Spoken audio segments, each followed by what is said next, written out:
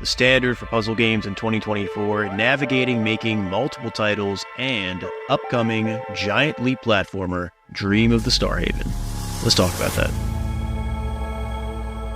All the games you make have kind of a puzzle element to them. You said you're very passionate about puzzle-driven games, but there is a big difference, I think, between a AAA game that has puzzle elements in it and then an indie game that has puzzle elements in it. And the two are very distinctly different. Walk me through, in your mind, how, or even if, an indie puzzle game can be improved, needs to be improved, and is AAA the standard, or do you think people look more towards indie as kind of the standard for puzzle games right now? At this stage in gaming history, and I can't see it changing anytime soon, you don't get a AAA game that is a purely puzzle game. To me, the best thing that has happened recently, and what I hope that we do see more of, is Breath of the Wild, Tears of the Kingdom, and even all the Zelda games at large have a good history of doing this. But Breath of the Wild, Tears of the Kingdom definitely took it to the next level of going, we're going to have parts of the game that are dedicated puzzle areas. Okay. You know, the shrines, apart from some of the combat shrines, most of the shrines, for example, are just about puzzle solving. They would never release a Zelda game that was just all puzzles, right? It only works because in the mix with all the great combat and exploration and everything else that those games do really well.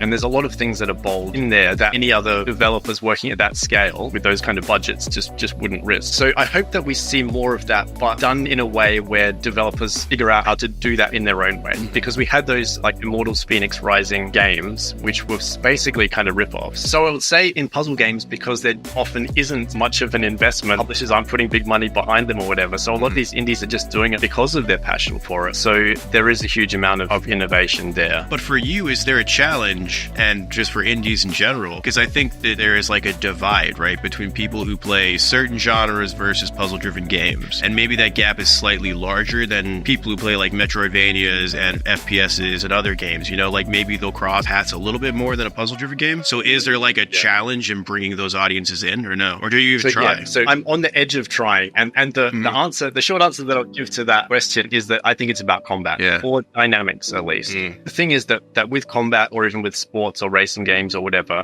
you're keeping it moving, you're keeping the pace up, and that's exciting. And it's easier to make a trailer look exciting when you've got that kind of pace up and all of that kind of thing. So if you have a puzzle game that doesn't have any of those elements that you can kind of show off, like side by side with the puzzles, then you're asking players to just slow right down. And, you know, it's like the difference between getting someone to watch a TV show or read a book, you know, like, I kind of see it in tiers where you've got sort of fast-paced action and dynamics here, and then here you've sort of storytelling where you're maybe asking the player to slow down a bit, and then here you've got puzzles where you're asking them to really, like, you've got to actually stop and think about what you're trying to achieve here. At each of those kind of levels, you're going to lose a few more players potentially, depending on how you frame it. I feel like AAA a lot of times, I think with Legend of Zelda, the puzzles, I mean, I'm an idiot when it comes to puzzles, so I couldn't solve them for shit, but I know that other people could solve them very easily. And I've always wondered, like, do you think there's always the stigma that puzzle games are very hard, right? And there's a barrier because of that. And do you think that's true with like indie games? Do you think the puzzles are just naturally much harder across the board? It depends how indie you're talking, because if it's an indie game that still has a publisher backing it, and that publisher's putting in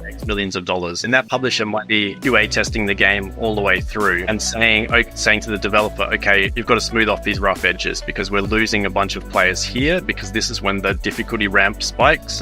Like the Dark Souls games are really interesting to me from this perspective, right? Not as puzzle games. What they've done for difficulty, where they've really shifted the needle of like huge audiences, right? Like look at Elden Ring, like huge audiences are suddenly willing to tackle things that are just insanely difficult. So the reason that I'm saying that anyway is because that makes me think that could happen for puzzle games. The other thing I would say is, well, that, and this is what Nintendo is really good at, how do you on-ramp players to the experience that you're trying to give them? So if you look at Mario 64, that's a really difficult game, especially, but you know, if you compare it to Odyssey, which has nice smooth controls and whatever, you go back and play Mario 64 and like, it's a really hard game to master. But a lot of people were willing to do it because Nintendo did all the work to make it playful and adventurous and to like on-ramp people into going like, you can do this and we want you to have a good experience and all of that kind of like all the stuff that Nintendo does well. And that's, you know, that's what would take puzzle games to the next level, is they're starting at indies, and then if there's a few indie hits, then publishers might get on board, and then, you know, that's how stuff grows. suppose that's how you do it, is you on-ramp the difficulty of going like, here's a bunch of like friendly looking puzzles, and at the end of it, you're going to be doing this thing that looks impossible, but don't worry about that yet, because we'll just like build you up to it. We're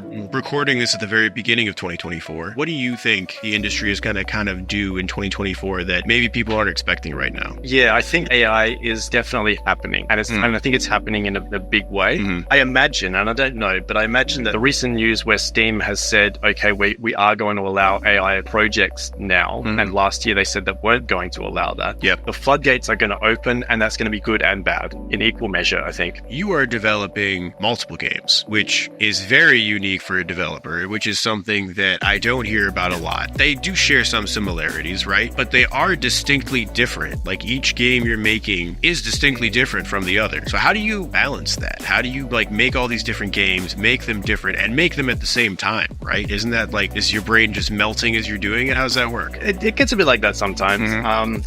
I definitely have people in my life that help keep me on track so that I'm not trying to do different things at once, because it's not how the human brain works. You know, like we need to focus one thing at a time to get anything meaningful done. The best thing that comes out of it is that it's like an ecosystem, right? So I have bits of code or design ideas or whatever.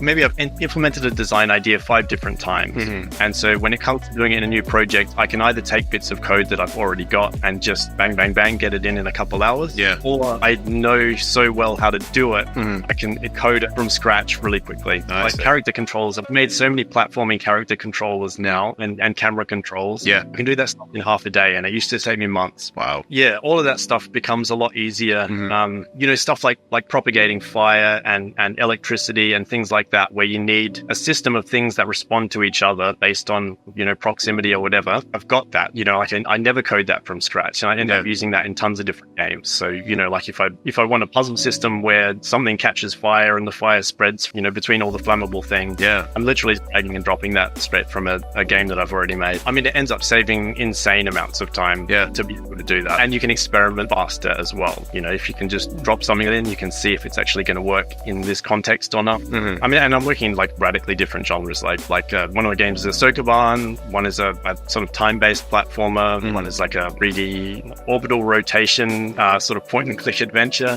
I think it's useful if you can have the scope to do that kind of experimentation, because you need to get really good at understanding what the fundamentals of making a game engaging and understandable are. And what I mean by that is, if you just make platformers, then you're relying on leveraging a huge amount of knowledge that's already out there in the gaming community, and you pick up a controller and play a platformer, you expect things to work in a particular way. Whereas when you're working in different genres, you're constantly trying to figure out, like, do people even know how this works? I play tested with some of my friends who are not gamers at all, and I put a PlayStation controller in their hands, and I was like, okay, this one is to move the character, this one is to move the camera, and they couldn't do it. Like, they couldn't play the game because they couldn't do the basics of moving a and these were like intelligent people. They weren't like idiots. As gamers, we're just like, well, yeah, of course, you don't have to explain that or anything. We just know how to do that. That's a great point. And because we're often just selling games to gamers, we go, well, we don't need to explain that stuff. But again, going back to Nintendo, a lot of Nintendo, like especially in the last 10 years, they do explain all of that stuff. They don't assume too much knowledge at all. And they do these big on-ramps, you know, these big kind of gentle on-ramps. So you can learn a lot by genre hopping, of going like, I assumed a lot in this genre, but in this genre, I can't assume those same things, but there are some transferable ideas. And sometimes it's like framing, you know, it's like, if I can frame this in an intuitive way and make the player feel like, yeah, don't worry, you do understand what's going on. Let's just repeat it a few times so that you feel confident that you understand what's going on. Because often you get people are doing the right thing, but they're like, I don't know why I did that, but it worked, you know, and you just have to kind of go, yep, that's fine, you're doing the right thing, just gotta keep going. My hope for the industry is that, like, we see that we're currently in an era of a bit of excess. Like, suddenly the technology, we were able to do these big worlds that we couldn't do before, and we can have this level of interactivity within those worlds. And there's just not much moderation of like, okay, but should we do everything? Yeah, exactly. But I have heard that, I mean, last year there was sort of these reports of like the AAA studios were saying, okay, we have reached a limit of how much bigger we need to make worlds now. We're going to kind of rein them in. So that was encouraging to hear. I hope that that's true. There's thousands of games on the market. There's probably thousands of puzzle-driven games on the market. Marketing is so hard for indie games nowadays. It comes down to even the platforms you market on, right? It's just not easy, and it's something a lot of indie developers are very intimidated by. Yeah. I mean, I've been told by multiple people that if you don't have at least $10,000 in a marketing budget, don't even bother. Anything less than that, you're not really gonna get anything for it. And I've spent a few $1,000s here and there, and basically found that as best to be true. Here's the thing, though. I will say this, right? As somebody on the marketing side, I would say that having an arbitrary number like that is very dangerous, because there are a lot of firms out there that they're more than happy to take your money, and they'll run campaigns for you, and they'll do all kinds of stuff for you, but are they doing it the right way? Because it's easy to spend $500 on an ad on TikTok or on an ad on Facebook, but if you're not building it correctly, then you can get like tons of great numbers in terms of like impressions and like shit like that, but those are vanity numbers. Those numbers don't mean anything. It comes down to who's actually going to your website and going to your Steam page, right? And so it's like, it's this area where it's kind of like a publisher, where like it's an asset for you to use. And if it's an asset that doesn't deliver, then you need to find a different asset. And that's something that indie devs are starting to kind of, on the publisher side, they're wrapping their head around it. But I think with marketing, it's something that I think a lot of indie devs, to your point, they try to avoid it. They try to avoid like marketing the game because they feel intimidated by it. And then you get a marketing firm who says they can do this, this, and this. And you're like, yeah, fuck it, go ahead and do it. But you don't have that underlying knowledge of what they're doing. And you don't have your finger on that pulse. And you need to hold them accountable. I mean, the other advice that I got was like, for a small budget, you're better off doing PR than marketing. And so that's what I have run with. Like going, okay, I'm working with a local guy who I know and trust. Yeah. And he's helping me to just actually build community. So we're not trying to get sales directly. We're like building up Discord community, reaching out to streamers, all that kind of thing. So that has like actual tangible. Yeah, and that's more long-term actually. When you build a community, they stay, right? As opposed to just somebody who buys the game once and then they're gone potentially. With that said, right, with Dream of the Starhaven, just talk to me about the game. It's a bit of a community building early access experiment. That is sort of specifically what the game is for. So it's actually going to be free the whole time that it's in early access. Okay. And then we're going to see what happens from there. So we're keeping it small because it's a free game. We're not going to spend, years developing it. The simplest, it's a first-person platformer, but it's based on this original PlayStation 1 game, which was, I think it was like a release title for the PlayStation 1, but something that I played when I was quite young called Jumping Flash. So there were two Jumping Flash games on the original PS1. I've heard that they were like a tech demo that actually got turned into a proper game. And the way that I describe the Jumping Flash mechanic is that it's like a giant leap platformer. So that's what Starhaven is sort of all about in its core movement and core gameplay, is that you've got these giant leaps. So you've got like a triple jump basically, and it's all set on floating islands, and you can, leap from one island to the next. It's a bit of sort of a collectathon in the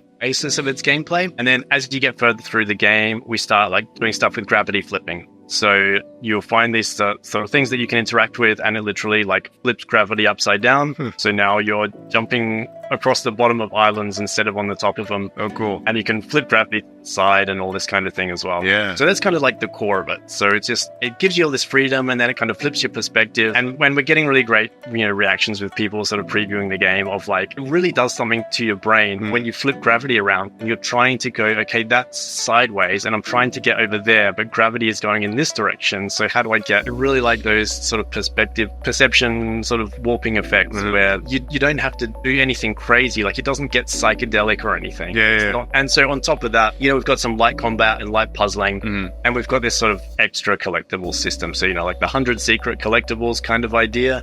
And we've framed that in this, like each level has sort of up to 5 optional objectives basically. And so that's just more for some people struggle with just figuring out the giant leap mechanic, and that's enough for them. They don't need any more challenge than that. For the more hardcore players, they've got those extra collectibles and they can kind of delve into all the secret stuff. So Dream of the Starhaven is out now over on Steam in early access for free, so make sure to go check that out. But until next time, everybody, take it easy.